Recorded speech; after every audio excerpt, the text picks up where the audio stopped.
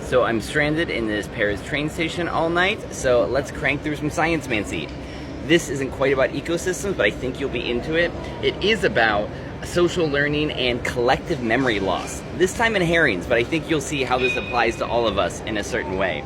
Because entrainment is a process in schooling migratory fish whereby routes to sustainable habitats are transferred from repeat spawners to recruits over generations through social learning. So, what this means is when you have a bunch of old fish who have all the memory of where to go, and then you have selective fishing where you purposely are targeting the older fish, then you might start to lose things. So, what they found in this study is the world's largest herring population has traditionally migrated up to 1,300 kilometers southward from their wintering areas in northern Norwegian waters to spawn at the west coast.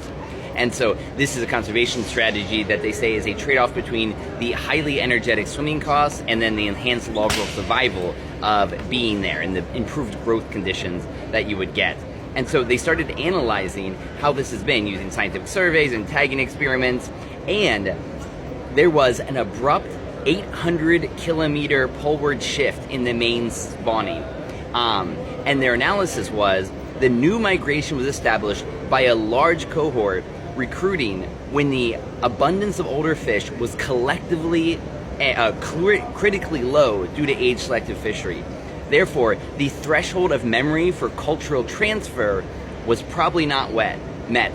A situation was further exacerbated by reduced overlap between older fish and recruits driven by migration constraints and climate change. So, you only have a minority of survivors from the older generation, and because all of the young ones are starting to do something different, the old ones just go with them. And so the non-wisdom of the youth starts to trump the less available wisdom of the old people.